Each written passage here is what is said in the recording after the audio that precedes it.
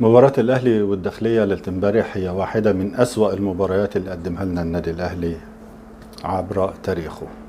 أخطاء ساذجة متكررة من كم مباراة، تبدأ من التشكيل اللي مسؤول عنه الجهاز الفني بقيادة مارسيل كولر، وأخطاء من اللاعيبة يعني لا تغتفر بصراحة. يعني الداخلية فريق كويس، لكن ده النادي الأهلي.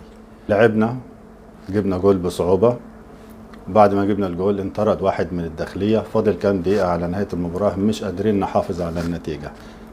بتلعب فريق ناقص واحد يتعادل معاك في الدقيقة 90، الدقيقة 90 اللي هي بتاعتك انت في جميع المباريات بتكسب فيها.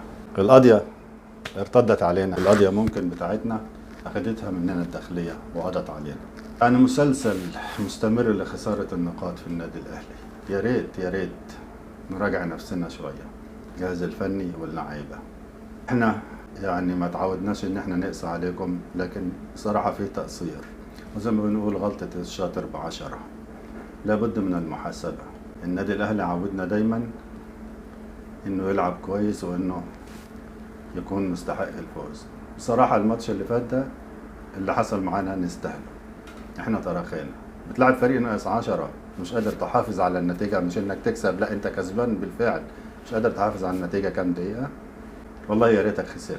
احيانا بتحتاج الصدمة عشان تفوق، واحيانا بيكون الكوي هو العلاج المفيد.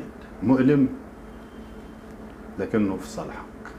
ارجو الادارة واللعيبة تراجعوا نفسكم، احنا لسه معاكم وفي ظهركم، ما بنعملش زي اي فرق تانية وبنهتف ضدكم، لكن حقنا عليكم انكم تسترجلوا شوية.